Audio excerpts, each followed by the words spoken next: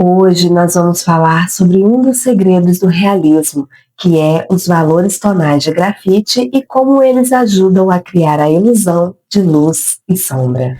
Olá, desenhistas! Sejam muito bem-vindos a esse canal. Eu sou a Ellen, artista e professora de desenho realista.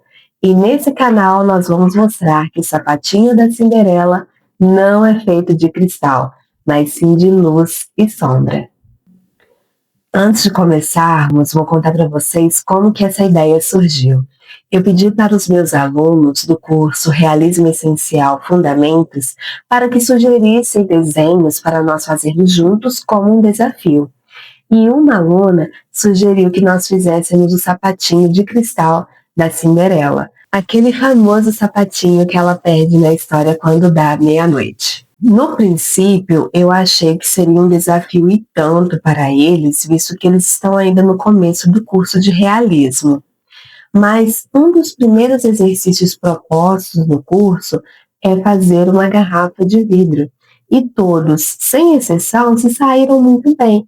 Então eu perguntei se eles gostariam de fazer o sapatinho e eles toparam. Além de ser um exercício divertido de se fazer, ele também tem um nível técnico muito interessante para treinar a nossa percepção, porque a ideia de transparência do sapatinho, ela vem justamente do controle da luz e da sombra. Então, nesse vídeo, eu vou focar mais na técnica e na teoria de como que nós podemos trabalhar com os diferentes valores tonais de grafite.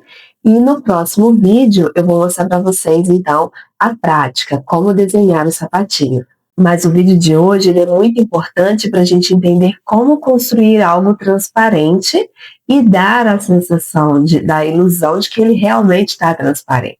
Antes de nós começarmos a nos aprofundar nesse assunto, quero dar um recado para você que quer aprender desenho realista e praticar exercícios como esse. O Realismo Essencial Fundamentos já está disponível. O curso ainda está em construção, estou adicionando novas aulas, mas se você já quiser começar a aprender, o link está aqui na descrição e você já pode fazer parte da nossa turma de desenhistas. Seja bem-vindo. Então vamos lá. O que são os valores tonais? São os diferentes graus de luminosidade que um objeto tem ao refletir a luz. E no nosso caso, que não trabalhamos com as cores, mas apenas com a escala de cinza, nós conseguimos interpretar o quanto um objeto reflete a luz, criando então uma variação de sombras ou variações de tons. E a nossa interpretação é traduzida na ponta do lápis, com a pressão que nós exercemos ao fazer o nosso desenho e também na densidade do grafite que nós aplicamos. Vou deixar aqui a imagem da escala de tons de cinza para a gente poder entender. Aqui a gente percebe a escala que vai desde o branco, passando por variações de cinza até chegar no preto absoluto. E esses tons são os que nós trabalhamos no desenho realista. Eu sugiro que você faça essa escala com os lápis que você tem disponível. Se você está levando a sério o desenho realista e quer melhorar o seu traço e a sua percepção, antes de você começar a desenhar, faça uma escala de tons de cinza para você.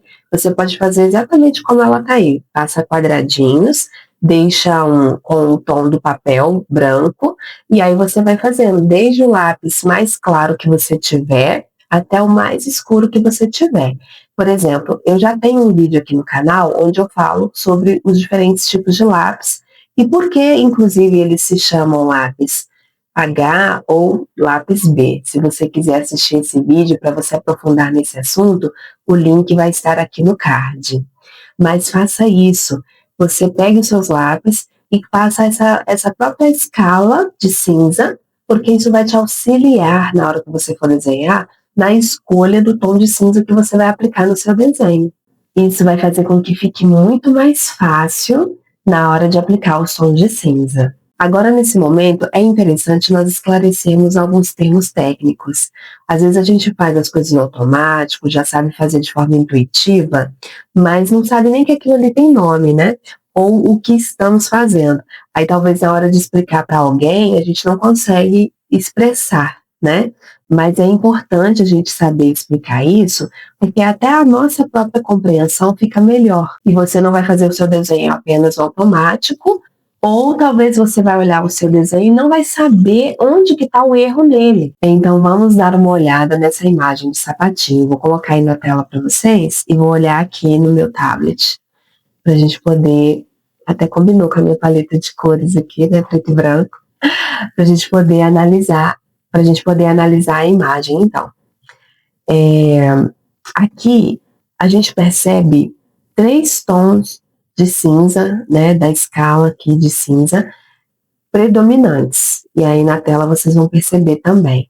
Nós temos o escuro, que é essa parte de cima do sapatinho, porque ele é transparente, porque a gente pode dizer que ele é de vidro, né, embora a história diga que ele é de cristal, só para a gente poder entender. Ele não tem cor, né? Ele é transparente, mas ele está refletindo a cor do ambiente. Como ele está no ambiente escuro, então a parte de cima está um preto bem escuro. Nessa parte de baixo ali, perto das bolinhas de cristal, a gente já vê um tom médio. E na ponta do sapatinho, onde está recebendo mais luz, ele está bem claro, praticamente branco. Então, a gente vê aqui 3 tons principais. E dentro desses tons, vai ter subtons. Um cinza mais clarinho, um cinza mais escuro, que a gente vai observando. Então, no primeiro momento, quando a gente olha esse sapatinho, às vezes a gente até se assusta, né? A gente pensa assim, eu fazer esse desenho, eu não tenho essa capacidade, não. E foi o que alguns alunos meus acharam, né? Mas na hora que a gente começou a fazer o desenho e eles viram que não era tão complicado, fluiu muito bem. Então eu convido você também a tentar fazer esse sapatinho para poder treinar a sua percepção. Agora nós vamos dar nomes aos bois, né? Primeiro nome que a gente vai destacar é o valor relativo. E isso ajuda muito na hora de desenhar. O que é o valor relativo? É quando nós fazemos comparação entre tons próximos. Isso é importante porque às vezes a gente fica com dificuldade de entender se aquele tom ali é muito escuro ou muito claro. É um problema de percepção. Mas quando a gente compara, olhando lá na imagem do sapatinho novamente, quando a gente compara um tom médio com um tom claro, a gente vê que ele não, o médio que a gente pensa que é claro, não é tão claro assim. Ele é um pouco mais escuro, mas não tão escuro quanto o preto. Então, nesse sapatinho em especial, que está com esses 3 tons muito destacados, a gente consegue perceber os valores relativos de uma forma mais eficiente. Outro nome que nós vamos nomear aqui é o gradiente tonal. E o que é isso? É a transição dos tons escuros para os claros. É quando a gente faz aquele degradê, que é um exercício, inclusive, que muitos desenhistas acabam deixando de lado, achando que não precisa, mas lá na frente, na hora que ele finaliza o desenho, ou ele se frustra achando que não está parecido com a referência, muitas das vezes é porque ele não fez o degradê como deveria ser feito. E mais uma vez, aqui no sapatinho a gente consegue perceber, principalmente nessa parte que o sapato faz aquela curva, né, onde encaixa o pé. A gente percebe o tom saindo do mais claro, começando a escurecer e ficando mais escuro, né? Um preto quase absoluto, mas não tão preto, né? Quando a gente compara com a parte de cima, ou seja, o valor tonal, né? O valor relativo, a gente consegue perceber, né? Que ele não é tão escuro assim. Realmente é um treino do olhar. E, por fim, o outro nome que nós vamos nomear é o contraste local versus o contraste geral. No sapatinho, a gente percebe isso também. Tem detalhes muito pequenos, por exemplo, nas bolinhas de cristal mesmo, né? A gente vê ali por dentro dela que tem uma parte mais escura, mas em volta dela já é mais claro. Lá no salto, na pontinha do salto, a parte que toca o chão, a gente também percebe 2 manchas mais escuras, outras manchas mais claras. Quando vai subindo o salto, a gente também percebe ali um tom de cinza mais clarinho, que vai se mesclando até ficar um tom de cinza, perdão, um tom mais preto mesmo, né? Então a gente consegue perceber esse contraste desses pequenos detalhes com o todo. E na hora que a gente está desenhando, essa parte é interessante. Quando a gente está desenhando esses pequenos detalhes, parece que está errado, parece que não está dando o efeito de cristal, de vidro, né? Ou talvez de cromado, né? Como a gente às vezes quer fazer também, ou efeito de água, parece que não vai dar certo, que está errado. Mas na hora que você observa o todo, aí você vê que está fazendo sentido. No caso do sapatinho, quando eu mostrar para vocês a prática, vocês vão perceber o seguinte: na hora que a gente está construindo essas manchas, esses detalhes, parece também que não está ficando nada bom, que está ficando horrível. Mas na hora que a gente coloca o contraste do ambiente ao redor aqui, como está nessa imagem, aí você vê que faz sentido e aí dá a ilusão de que realmente é um sapato transparente. Então isso nos mostra que o contexto da imagem vai trazer o resultado que a gente quer. E isso tudo é uma estratégia de desenhista, para você poder entender como que essas coisas funcionam, para que o seu desenho, então, tenha o resultado que você deseja. Então, faça assim, antes de você desenhar, faça um mapeamento dos tons de cinza, para você entender exatamente quais tons você vai usar. Onde que está mais claro? Onde que a luz está batendo?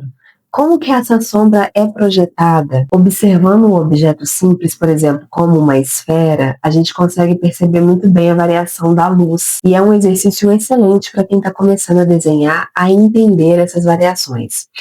Sempre tem uma parte que é mais clara na esfera, depois ela tem um meio tom, depois ela tem uma parte escura, e se ela tem uma sombra projetada, a gente percebe que ela é mais escura perto da esfera, e à medida que ela se alonga, vai se distanciando do objeto, ela vai ficando mais clara, mais difusa, até ficar praticamente transparente. Então são detalhes assim que fazem o seu desenho parecer realista. Aí às vezes a gente pensa assim, tá, mas você está falando só de objetos, você não está falando de rosto, né? Eu quero fazer um retrato. Mas os mesmos princípios se aplicam. Por exemplo, a esfera, ela pode ser traduzida nessa parte aqui da nossa cabeça, que é mais arredondada e que vai formando, vai tendo uma projeção de luz e sombra. Também na maçã do nosso rosto, essa parte aqui da bochecha, a gente percebe aqui, ó, um brilho mais intenso e depois ela vai, ó, escurecendo aqui, ó, e formando, né, sombras, meio tons, e dependendo da forma do desenho, e dependendo da forma da sua referência, talvez ela tenha uma sombra mais pronunciada ou não. Então, se você entende esses princípios na hora de sombrear, você consegue traduzir isso para qualquer desenho que você vai fazer, seja um objeto ou seja uma pessoa ou um animal. Eu gosto de começar a desenhar pelos tons mais escuros e os tons médios, e vou deixando claro para depois. Só que eu sei que tem pessoas que têm dificuldade, se começar pelos tons mais escuros, vai borrando o desenho, porque esbarra, né, o esfuminho ou o pincel e acaba borrando o desenho. Para evitar isso, eu costumo colocar uma folha de papel ofício para me apoiar a mão, para evitar borrar. Mas o ideal é que você comece pelos tons mais escuros para poder te dar uma base da construção dos tons mais claros. Porque se você começa já no claro, você não tem muita referência para fazer o valor relativo, como a gente explicou agora há pouco, né?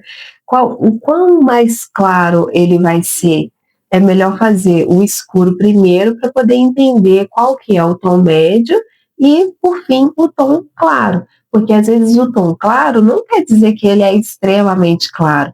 Ele vai ter uma graduação de cinza ali. Então, a ordem que você começa o seu desenho vai influenciar no resultado, sim. Na aula prática, você vai conseguir perceber e entender isso melhor. Outra coisa que vai influenciar o resultado do seu desenho é a escolha dos lápis. Os lápis H, o HB, o H ou o 2H, todos eles são os tons mais claros, porque são os lápis mais duros, né?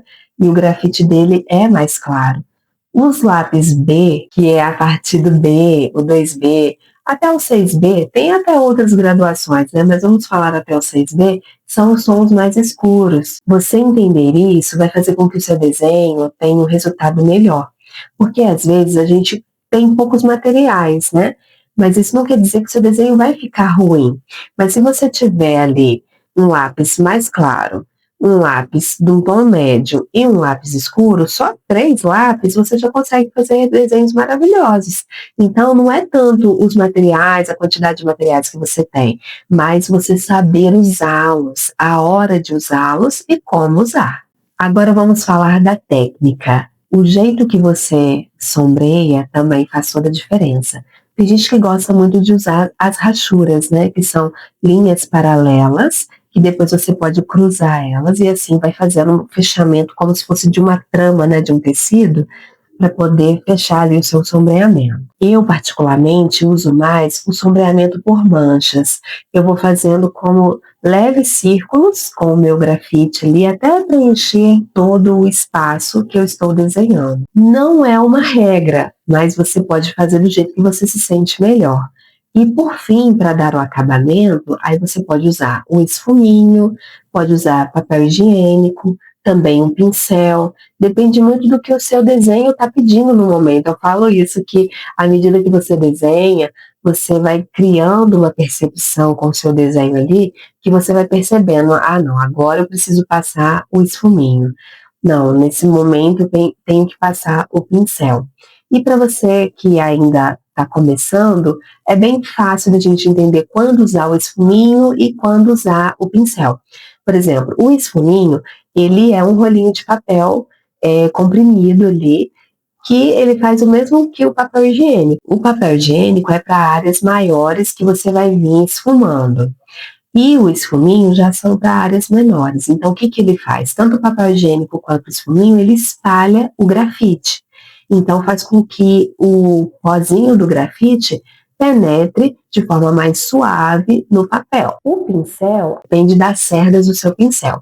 Eu tenho 2 tipos. Um pincel que eu uso que é mais rígido, que eu vou mostrar para vocês também lá na aula prática. E eu também tenho um pincel que as cerdas dele são mais maleáveis. Os dois também têm o mesmo objetivo, fazer com que o grafite penetre nos poros do papel. Mas você vai percebendo o que o seu desenho está pedindo. Por isso que a prática é tão importante. Você vai perceber a hora que está precisando do pincel e a hora que está precisando do esfuminho. E ambos, tanto o esfuminho quanto o pincel, é para dar o acabamento ou o polimento. Eu costumo usar essa comparação, porque é como se nós estivéssemos esculpindo o papel, né? É como se fosse fazer uma escultura de argila ali ou de pedra, só que no papel. Então, se você fosse fazer uma escultura, né, e você precisasse polir essa estátua que você está fazendo, você ia usar um material. Eu não vou dizer qual material que é, porque eu não sou escultora, mas dá para vocês entenderem a ideia, para deixar ali a sua estátua, a sua escultura bem lisinha, né? O esfuminho, o papel higiênico e o pincel vai fazer a vez desse polimento. Ele vai fazer com que o seu desenho fique uniforme e que o grafite penetre em cada poro do papel, dando mais qualidade, dando aquele aspecto de fotografia do seu desenho. Ó, esse conteúdo todo que eu tô falando aqui é conteúdo de curso pago, hein? Então deixa o seu like para me saber se você tá gostando, para fortalecer aqui o nosso canal. Esse desenho do sapatinho de cristal, ele vai dar um salto no seu entendimento e na sua percepção. Então, continue acompanhando aqui no canal para você ver depois toda essa explicação, toda essa teoria na prática. E já vou te dar também um feedback. Não faça com pressa. E se você quer aprender mesmo de verdade, também assista o vídeo com calma. Porque se você quer evoluir no desenho de verdade, você não está apenas desenhando, você está estudando. Você está estudando, você está criando compreensão, você está entendendo como que é os valores tonais, como que eu consigo reproduzir eles. E quando você entende a teoria, a prática fica muito mais fácil. Porque o que acontece? acontece com muitas pessoas que eu percebo? Quer desenhar logo, quer ver o sapatinho pronto logo, então já começa pulando etapas, já vai fazendo fundo, já vai fazendo os detalhes. Calma, é uma construção. Lembra daquele vídeo que eu já fiz também sobre como desenhar à mão? A gente começou analisando a estrutura da mão, fazendo um esboço com base na estrutura e depois é que a gente fez o sombreamento e acabamento e aí, ó, ficou legal demais o resultado. Ficou bem realista a nossa mão. Com o sapatinho de cristal é a mesma coisa. Então, não pule etapas, observe todos os detalhes da estrutura, do entendimento dos valores tonais, como que é construído o degradê, a luz, a sombra, que aí sim você vai ter o resultado esperado. Para ilustrar esse ponto, imagine que você estivesse estudando para uma prova, talvez de um concurso ou uma prova lá da sua faculdade. Será que você ia estudar com pressa para terminar logo? Não, de jeito nenhum. Você ia estudar com atenção, criando compreensão, para memorizar ali os fatos, para que você possa fazer uma boa prova. Por que que ao desenhar, a gente desenha rapidão, só para terminar logo, sem criar a compreensão? Porque depois a gente sabe, né? A gente se frustra. Na hora que o desenho está pronto, a gente fala, meu Deus, não ficou nada igual à minha referência.